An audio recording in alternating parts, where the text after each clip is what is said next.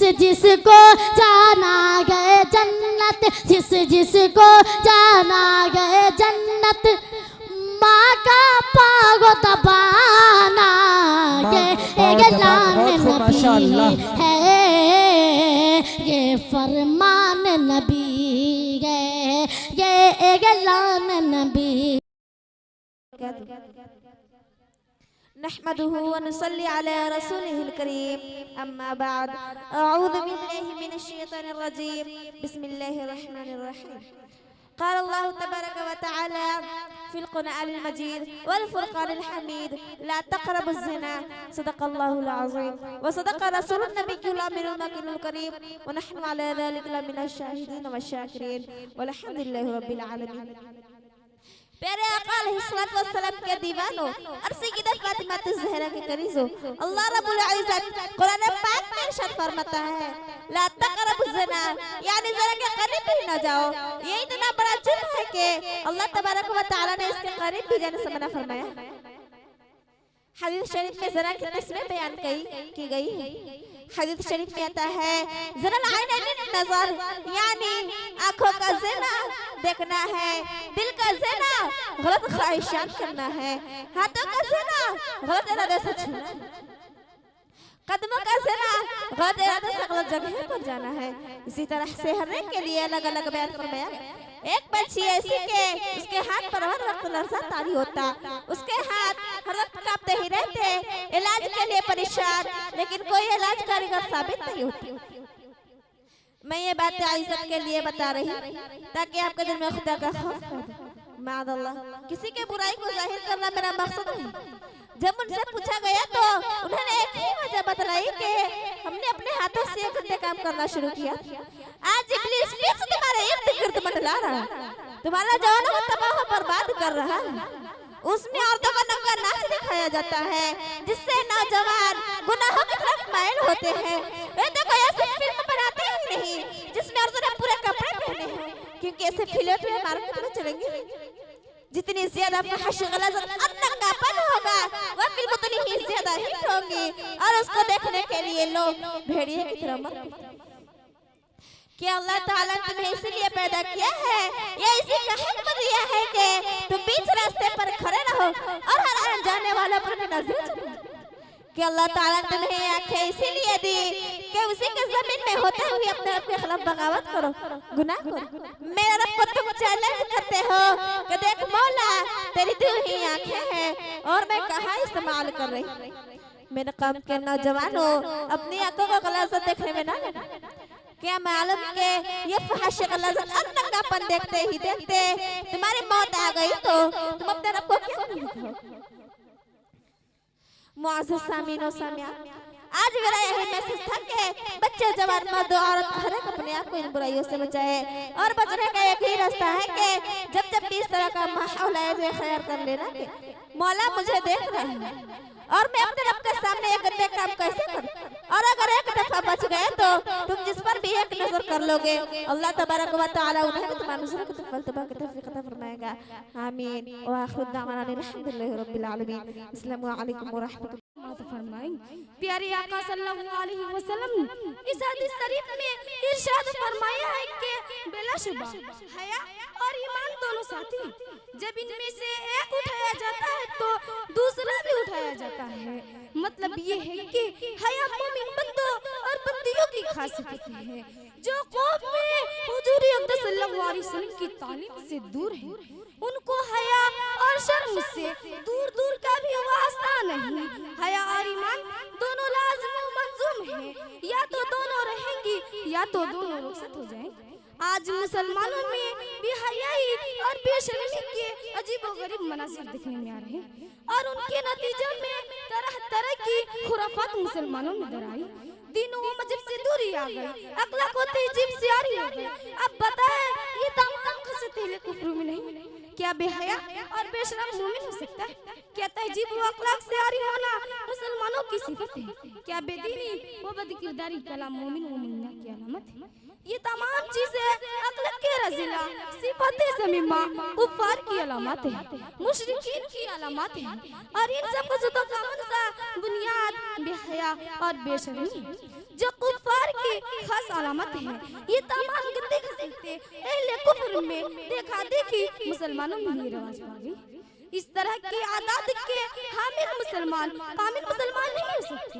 ये कुफार के तकलीद में कुफार से आगे निकल चुके। ये लोग मुसलमान औरतों को पर्दे से निकाल कर बेहयाई के प्लेटफॉर्म पर लाने की कोशिश में लगी हुई। याद रखो, ऐसे मुसलमान आका नामेदार सल्लल्लाहु अलैहि वसल्लम की इत्तिबा ज्यादा यहूद नसारा के अहवाल व आदत को अपनाए हुए नाम निहाद मुसलमान अपनी बहू बेटियों को यूरोपियन रेडियो की तरह बेहया और बेशरम बना चुके। उनके औरिया लिबास से नुफूस को तकसीम देने का रास्ता निकाल चुके। ये लोग हज़रत सल्लल्लाहु अलैहि वसल्लम के फरमान के मुताबिक हया के साथ ईमान से भी यारी हो गए, दीनो ईमान से महरूम हो गए। हज़रत सल्लल्लाहु अलैहि वसल्लम का ये इरशाद कितना मरहम है। हया और ईमान दोनों साथी, जब इनमें से एक उठाया जाता है तो दूसरा भी उठाया जाता है। बुखारी शरीफ की हदीस, रसूल खुदा सल्लल्लाहु अलैहि वसल्लम इरशाद फरमाते हैं, इन्ना मिम्मा अदरकन नास मिन कलामिन नुबुव्वतिल उला इदा लम तस्तही फसना मा शिता।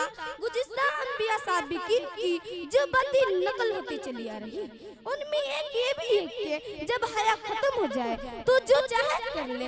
इस हदीस से मालूम हुआ कि तमाम अंबिया साबिकीन की हया की तालीम देती है। हया एक ऐसी चीज है कि जब तक ये इंसान में रहती है, इंसान बुराई से रुका रहता है, और जब हया व शर्म खत्म हो जाती है, इंसान को किसी भी तरह की बुराई इख्तियार करने को रुकावट नहीं होती। अल्लाह की बंदियों, आप जानती है कि नामो निहाद तरक्की का जमाना है। इसमें इफ़्फ़त अस्मियत को मईब समझा जाता है। शर्म हया काबिल आरज़ी बन गई है। नाम निहाद मुसलमान यूरोप की बुरी तरह मुकल्लिद बन गए। यूरोपियन कल्चर की तकलीद ने उनको अंधा कर दिया। अजीब माहौल, औरत अगर पर्दा करती है तो उसको सोसाइटी में शरीफ नहीं समझा जाता है। औरत अगर बुर्का ओढ़ कर निकलती है तो उसको घर में समझा जाता है। और शर्म हया की बेटियों को फर्शुदा ख्यालात का हामिल बताया जाता है। और अगर औरत बेहया और बेशरम बने, बेपर्दा घर से निकले और बेहयाई का मुजाहिरा करे, अज़ाए बदन को जाहिर करती हुई बाजारों में घूमे, मार्केट में सौदा सल्फ खरीदे, सैकड़ों मर्दों के सामने बेहिजाब तफरीक करे, तंग व चुस्त लिबास पहनकर मर्दों को अपनी तरफ मुतवज्जह करे, तंग व पतलून जींस वगैरह का इस्तेमाल करे तो उसको शरीफ समझा जाता है। अस्तगफिरुल्लाह, अस्तगफिरुल्लाह। कैसी उल्टी तरक्की और कैसी तारीख रोशनी, जिसमें इंसानियत की हदूद से निकल गया और शराफत इंसानी इंसानों पर मात मुकना। मुसलमान औरतों को इस्लाम ने हया और शर्म सिखाई, और ईमान का तक़ाज़ा ये है कि इस्लाम की हर हुक्म को बजा ले।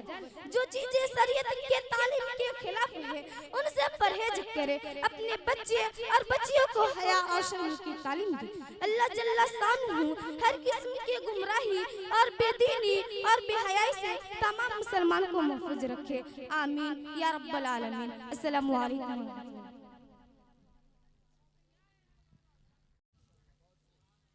तो आइए अब मैं इस कारवा को आगे बढ़ाते हुए गुलफशा बिनते मतीन को ईमान और इस्लाम के मौजू पर तकरीर पेश करने के लिए दावत स्टेज दे रही हूँ। वह आए और तकरीर पेश करें।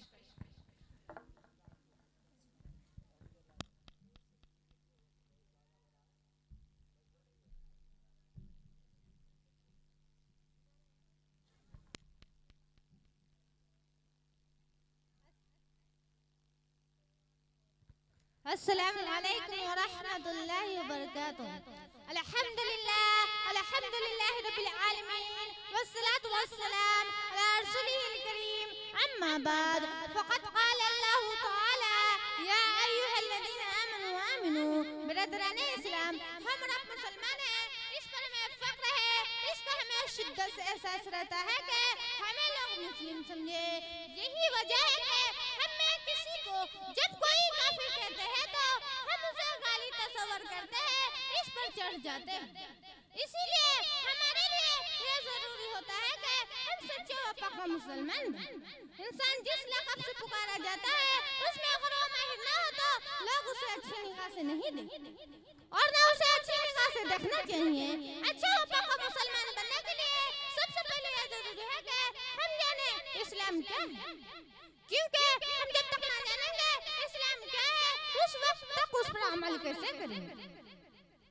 ये एक मोटी सी बात है जिसे मिसालों से समझने की बहुत ज्यादा जरूरत है।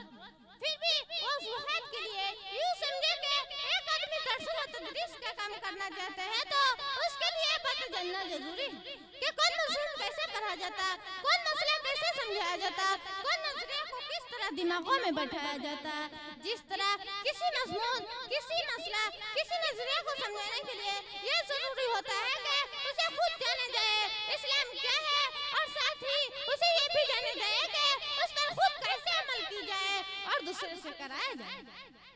दरअसल ईमान और इस्लाम की कसर की पहली ईंट रखने से पहले इस बात का इल्म होना चाहिए कि ये इमारत कैसे तामीर हो। इस्लाम जहालत बर्दाश्त नहीं करता। यही वजह है कि हुज़ूर सल्लल्लाहु अलैहि वसल्लम हमेशा ताकीद की है कि इल्म हासिल करो। अगर आप मुसलमान बनना चाहते हैं तो आपके लिए ये जानना जरूरी है इस्लाम क्या है, ईमान व कुफ्र क्या है, शिर्क क्या है, मुस्लिम किसे कहते हैं, काफिर किसे कहते हैं, मोमिन कौन, मुशरिक और फासिक कौन।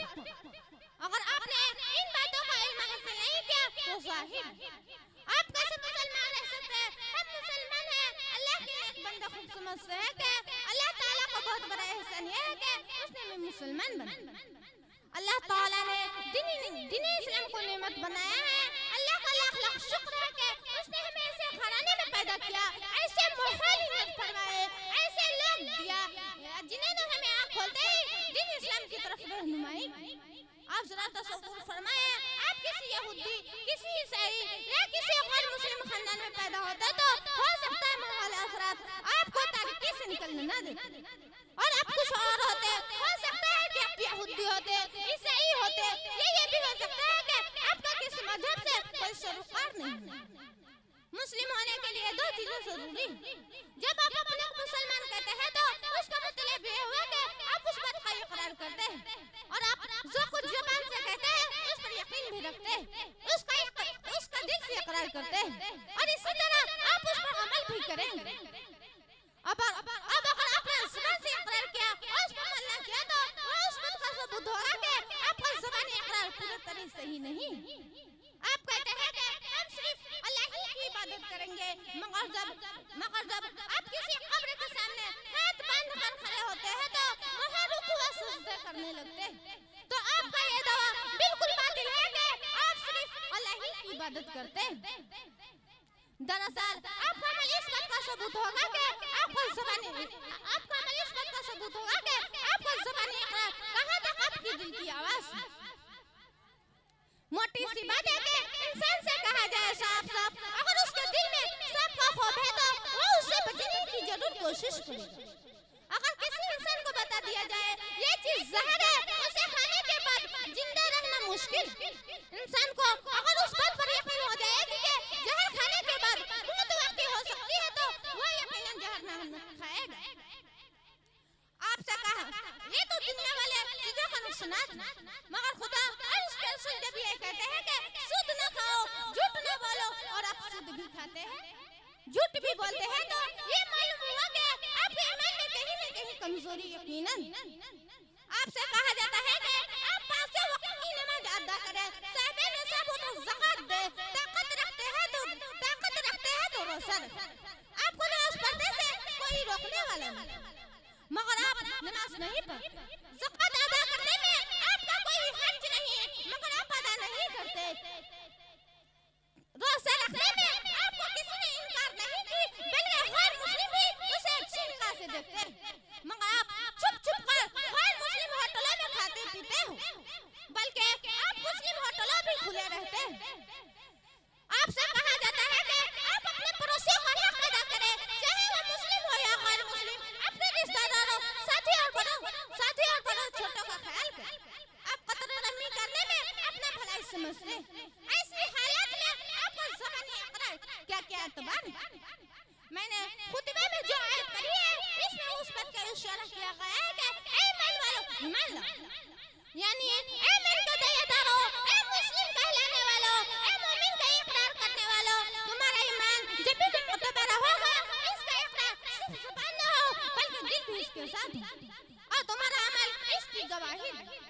ज़ुबानी इकरार इस दुनिया में तो हो सकता है कि आपके कुछ काम आए, लोग आपको मुसलमान समझें, मगर जब तक वो इकरार दिल से न होगा और उसका सबूत में आपका अमल गवाही न देंगे, तब तक ईमान का एतबार नहीं। मेरे दीनी भाइयों, मेरी पहली गुजारिश है कि आप समझे इस्लाम क्या है, ईमान क्या है, और फिर उसी के मुताबिक आप अपनी जिंदगी गुजारे, उसी के सांचे में ढाले जैसे आपके लिए पसंद किया गया। नेक अमाल बने साहिब ईमान जी। बिस्मिल्लाहिर्रहमानिर्रहीम। सरकार दो आलम नूर मुजस्सम सल्लल्लाहु अलैहि वसल्लम का इरशाद है कि एक औरत 4 मर्दों को जहन्नम में लेकर जाएगी। वह खुद तो जाएगी ही, लेकिन अपने साथ 4 मर्दों को जहन्नम में लेकर जाएगी। और गौर से सुने जो आज मैं कहने जा रही हूँ। आज बाल कटा कर घूम रही है बाजारों में, और यह बालिक लिबास पहन कर अपनी शादी खा रही है शादियों में, और बाल खोल करके बुड़का ओढ़ा है और बाल बाहर लटक रहे हैं। ये भी कोई कम मकरा थोड़ी ना, शैतान की नानी बनी पड़ी है। बुड़का ओढ़ा तो है, लेकिन बाल बुड़के से बाहर निकाल दिए हैं। बताए मुझे, क्या तुम्हारे बालों को गर्मी लग रही है या उनका दम घुट रहा है? बताए मुझे, दम घुट रहा है क्या उन बालों का, या उन्हें सांस लेने में तकलीफ हो रही है, या उनकी जान जा रही है? चाहे कुछ भी हो जाए, दिखाएगी जरूर। जब तक के दिखाएगी नहीं, तब तक के दिल को सुकून कैसे मिलेगा? कर लो जितना करना है फैशन, जब मैदान मशर में नफ्सी नफ्सी का आलम होगा। रब फरमाएगा, ऐ फरिश्ता, उसे बालों से पकड़ो और बालों के बल की सेट कर जहन्नम में डाल दो। ऐ फरिश्ता, उसे पकड़ो जो पर लिपस्टिक लगाकर अपनी शाइनिंग दिखाया करती थी। ऐ फरिश्ता, उसे पकड़ो जो नाखून बड़े कर नाखूनों पर नील पॉलिश लगाया करती थी। ऐ फरिश्ता, उसे पकड़ो जो बारीक लिबास पहनती थी। ऐ फरिश्ता, उसे पकड़ो जो बेहया थी। ऐ फरिश्ता, उसे पकड़ो और जहन्नम में डाल दो। फरिश्ते खींच कर ले जा रहे होंगे और चीख रही होंगी। अब उसको यकीन हो जाएगा कि ये फरिश्ते मुझे छोड़ने वाले नहीं, या फरिश्ते मुझे जहन्नम का ईंधन बना डालेंगे। तो वह रब के बारगाह में अर्ज करेगी, मौला मैं तो जहन्नम में जा रही हूँ, लेकिन सुन ले मेरे मौला, मैं जहन्नम में जा रही हूँ, इसमें सिर्फ मेरा ही हाथ नहीं, बल्कि मेरे बाप का भी बहुत बड़ा हाथ है। जब मैं होश संभाली थी, जब मैं बचपन से जवानी की दहलीज पर कदम रख रही थी, सन्ने बुलुगत का पहुंची थी, तो ऐ मेरे मौला, मैं अपने बाप से बहुत डरती थी। जब वो घर के अंदर दाखिल होता था तो मैं छिप जाया करती थी, मगर ऐ मेरे मौला, जब मैं जवानी की दहलीज पर कदम रखी और फैशन शुरू कर दिया, तो मेरे बाप ने मुझे मना नहीं किया। अगर मेरा बाप मुझे रोकता, अगर मेरा बाप मुझे तबलीग करता, अगर मेरा बाप मुझे समझा दिया होता, तो ऐ मेरे मालिक, मैं तेरी कसम खा कर कहती, मैं कभी ऐसा फैशन न करती, कभी जिस्म की नुमाइश न करती, फैशन करके बाजारों में न घूमती। खताकार और कसूरवार तो मेरा बाप ही है, इसलिए कि उसकी मेरे ऊपर चलती थी और मैं उससे डरा करती थी। मगर ऐ मेरे मौला, मेरे बाप ने भी मुझे मना नहीं किया। रब फरमाएगा, ऐ फरिश्ता, उसके बाप को भी पकड़ो और घसीट करके जहन्नम में डाल दो। कान खोल कर सुन ले मेरी बात, वो बाप जो कहते हैं मेरी बेटी अभी बच्ची, शरीयत कहती है 9 साल की अगर तुम्हारी बच्ची हो गई है ना, तो उस पर अहकाम शर नाफिज कर दिया जाता है। मुकम्मल तौर पर उस पर नजर रखना शुरू कर दिया जाता है कि कैसा लिबास पहन रही तुम्हारी बच्ची, क्या कर रही है, ये कोई और नहीं करेगा, बल्कि तुम्हें ही करना पड़ेगा। नमाज़ें पढ़ते हो, बाबा जी हज करके आए हैं, मगर काम नहीं आएंगे। क्यों? क्योंकि उसके बेटी का फैशन ले डूबेंगे, उस हाजी का बेटी का फैशन ले डूबेंगे। समझ में आ रही है मेरी बात? मेरी बात को समझो और गौर करो कि अगर हमारे घर में भी हाल होगा तो हमारे घर वाले भी जहन्नम का ईंधन बनेंगे।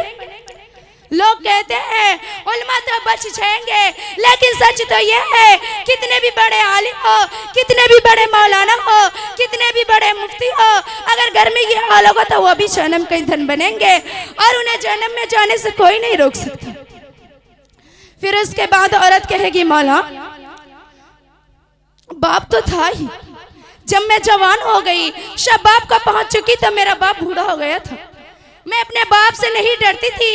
मेरा एक भाई जो था ये भी जवान हो गया था। मेरे बाप से तो इतना भी नहीं संभाला जाता था कि वह खुद को संभाल सके, तो फिर वह मुझे कैसे संभाल लेता। भाई का दबदबा था घर में। मौला जब ये घर के अंदर दाखिल होता था तो इसकी वजह से अम्मी भी चुप हो जाया करती थी। मेरे अबू जो बूढ़े की वजह से बड़बड़ किया करते थे वह भी चुप हो जाया करते थे। भाई का दबदबा था घर में, भाई का कंट्रोल था घर में। मौला मैं भी उससे डरा करती थी। अगर उस वक्त उस भाई ने डांट करके रोक दिया होता तो शायद मैं फैशन बंद कर देती, जिस्म की नुमाइश करना बंद कर देती, मैं फिल्मों में जाना और अपने बालों को खोल कर दिखाना बंद कर देती। मगर ए मेरे मौला, मेरे भाई ने भी मुझे मना नहीं किया। रब फरमाएगा, ए फरिश्ता उसके भाई को भी पकड़ो और घसीट करके जहन्नम में डाल दो। अल्लाह अल्लाह, ये कितने हो गए? ये कुल 2 हो गए, बाप और भाई। अब उसके बाद औरत कहेगी, मौला जब मेरी शादी हो गई तो बाप से कोई ताल्लुक नहीं रहेगा। जब मैं उसके घर से विदा हो करके अपने शहर के घर आई तो भाई से भी कोई ताल्लुक नहीं रह गया। बाप अपने घर था और भाई अपने घर था। मौला जब मैं शहर के घर आई तो शहर का बड़ा अदब करती थी, लिहाज करती थी, एहतराम करती थी और मेरा शहर मुझ पर हाकिम है। मैं इस बात को जानती थी, मगर ए मेरे मौला जब मैं फैशन किया करती थी तो मेरा शहर मुझे रोकता नहीं था, बल्कि सराहता था। मौला मेरी फैशन की बड़ी, मेरी मेकअप किट यही तो मुझे ला कर दिया करता था। मौला यही तो मुझे मोटरसाइकिल पर बिठा करके बाजारों में ले जाया करता था। कहता था चलो शॉपिंग करवा कर लाता। शॉपिंग के नाम पर बाजारों में ले जाया करता था। 1 दिन ले गया, 2 दिन ले गया, जब तीसरा दिन आया तो मैंने कहा मुझे शॉपिंग करनी।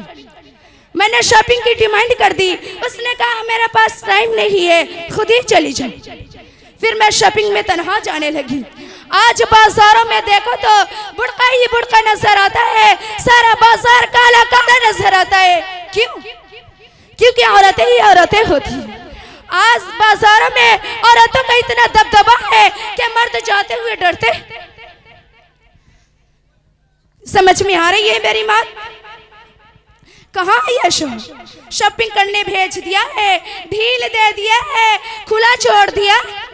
कान खोल कर सुन ले, औरत कहेगी मौला इसका पूरा हाथ है मुझे बेपर्दा करवाने में। मौला यही तो मुझे बेपर्दा करवा करके मोटरसाइकिल पर बिठा करके नाच वालियों की तरफ घुमाया करता था, मेले और ठेले और बाजारों में ले जाया करता था। मौला मेरे शौहर का भी इसमें बहुत बड़ा हाथ है। रब फरमाएगा, ऐ फरिश्ता उसके शौहर को भी पकड़ो और घसीट करके जहन्नम में डाल दो। फिर उसके बाद औरत कहेगी, मौला जब मैं बूढ़ी हो गई, मेरी आदत जवानियों वाली थी, मैं फैशन किया करती थी। मेरा एक बेटा जो था, मैं अपने बेटे के गुस्से से बहुत डरा करती थी। अगर कहता माँ तेरी उम्र नहीं है सब करने की, तो कर ले, तुझे रब के पास चेहरे दिखाना है, तुझे उसके हुजूर खड़ा होना है, तो ए मेरे मौला मैं बुढ़ापे में भी तौबा कर लेती। तू तो तौबा कबूल करने वाला गफूर रहीम है। और जब मैं तुझसे तेरे बारगाह में मुलाकात करने के लिए आती तो इस तरह गुनहगार बन करके नहीं, बल्कि तौबा की हुई नेक खातून बन करके आती। मगर ऐ मेरे मौला मेरे बेटे ने भी मुझे नहीं रोका। रब फरमाएगा, ऐ फरिश्ता उसके बेटे को भी पकड़ो और घसीट करके जहन्नम में डाल दो। इसलिए मेरी माँ और बहनों अपने ऊपर रहम करो। अगर आपको खुद से मोहब्बत नहीं तो अपने बाप से तो मोहब्बत होगी। अगर अपने बाप से मोहब्बत नहीं तो अपने भाई से तो मोहब्बत होगी। अगर अपने भाई से मोहब्बत नहीं तो अपने शौहर से तो मोहब्बत होगी। अगर अपने शौहर से मोहब्बत नहीं तो अपने बेटे से तो मोहब्बत होगी। अपने औलाद से तो मोहब्बत होगी। एक औरत 4-4 मर्दों को जहन्नम में लेकर जाएगी, अपने बाप को भी, अपने भाई को भी, अपने शौहर को भी, अपने बेटे को भी। और उसकी वजह क्या बताएगी? यही बेहयाई, यही बेपर्दगी, यही मेकअप, यही फैशन का वबाल। अब मैं इसी बात पर अपनी तकरीर ख़त्म करती हूँ और आखिर में अल्लाह रब्बुल इज़्ज़त से दुआ करती हूँ कि हम सबों को फैशन से बचाएं। आमीन सुम्मा आमीन। अस्सलामु अलैकुम व रहमतुल्लाहि व बरकातुहू। वालेकुम अस्सलाम व रहमतुल्लाहि व बरकातुहू। माशाल्लाह, ये थी गुलफ्शा बिनते इस्लाम, जो हम सभी के सामने बता रही थी कि कितने खुले आज़ाद आजकल दिए जा रहे हैं औरतों को।